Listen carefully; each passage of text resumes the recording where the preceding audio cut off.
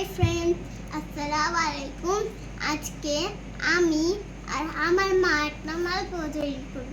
তার জন্য আমরা এই ব্যাটারটা বানিয়েছি, যেটা বানানোর জন্য ময়দা, চিনি আর একটু সুজি নিয়েছি। তার সাথে একটু জল দিয়েছি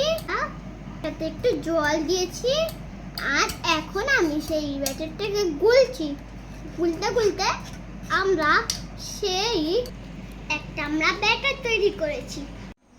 এবারে কড়াই একটু তেল নিয়ে আমরা তেলটা গরম করতে বসিয়েছি। এবারে আমরা সেই ব্যাটারটাকে গরম করা তেলে দিয়ে দিলাম। বেজে বেজে মা মালপোয়াটা লাল করে তুলে নিল। মা একটার পর একটা ব্যাটার দিয়ে এভাবে ভেজে ভেজে লাল করে মালপোয়া তৈরি করলো। মালপোয়াটা হতে না হতেই আমি খেতে শুরু করে দিলাম। আর মালপোয়াটা খুব টেস্টি ছিল। যদি আমার মালপোয়া তৈরি করাটা ভালো লেগে থাকে তাহলে লাইক, সাবস্ক্রাইব আর কমেন্টে জানাতে ভুলে যাবেন না। আল্লাহ হাফেজ।